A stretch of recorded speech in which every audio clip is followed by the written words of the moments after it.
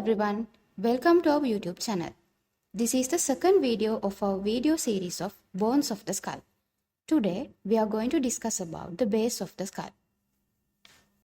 The interior of the base of the skull divides into three parts. They are anterior cranial fossa, middle cranial fossa and the posterior cranial fossa. Let's discuss about the anterior cranial fossa. This is the shallowest of the three.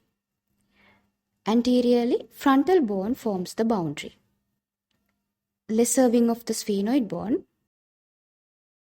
anterior clinoid processes, and the sulcus chiasmaticus forms the posterior boundary of the anterior cranial fossa. Cribriform plate and the orbital plates of the frontal bone forms the floor.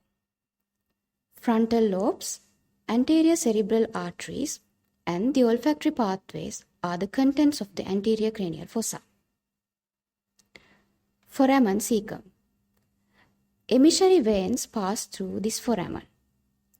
Cribriform plate, olfactory nerves, and the anterior ethmoidal nerve and vessels pass through this foramen. Now let's move on to middle cranial fossa.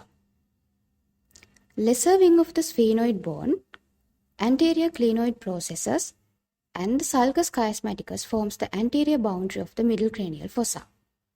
Posteriorly, petrous part of the temporal bone and the dorsum sellae forms the boundary. Floor contains petrous part of the temporal bone, squamous part of the temporal bone, greater wing of the sphenoid, and the body of the sphenoid bone.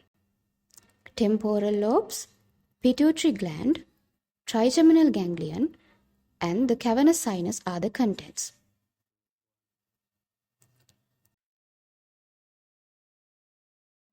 Optic canal. Optic nerve and ophthalmic artery pass through this canal. Superior orbital fissure. Superior ophthalmic vein, lacrimal nerve, frontal nerve, nasociliary nerve, trochlear nerve, oculomotor nerve, and the abducens nerve pass through this fissure. Foramen rotundum. Maxillary nerve pass through this foramen. Foramen ovale.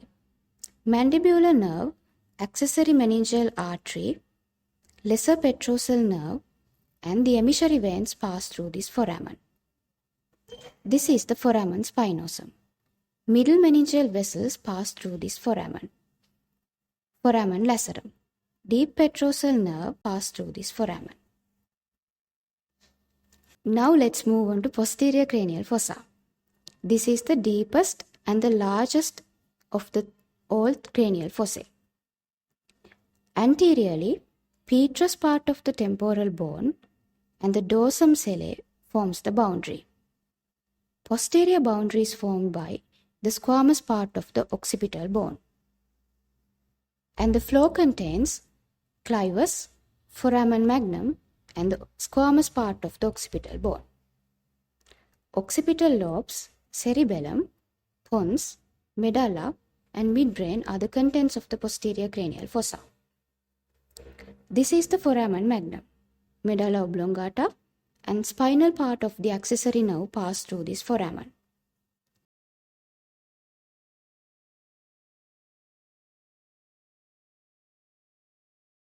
Hypoglossal canal. Hypoglossal nerve pass through this canal. Jugular foramen. Glossopharyngeal nerve, accessory nerve, vagus nerve, internal jugular vein, sigmoidal sinus, and inferior petrosal sinus pass through this foramen. Internal acoustic meatus. Vestibulocochlear nerve, facial nerve, nervus intermedius, and labyrinthine artery pass through. Now let's move on to the clinical importance of these fossae. When we considering the fractures of the anterior cranial fossa, it causes epistaxis, cerebrospinal rhinorrhea, exophthalmos, anosmia, and even blindness. Fractures of the middle cranial fossa. Middle cranial fossa is most vulnerable for fractures due to the presence of many foramina. Fractures of the middle cranial fossa can cause ophthalmoplegia and diplopia, bleeding into the mouth and epistaxis, oral bleeding, deafness, and vestibular defects.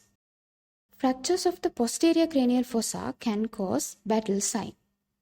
Fractures involving jugular foramen will damage 9th, 10th and 11th cranial nerves. Hypoglossal nerve is not easily damaged as it is protected by hypoglossal canal.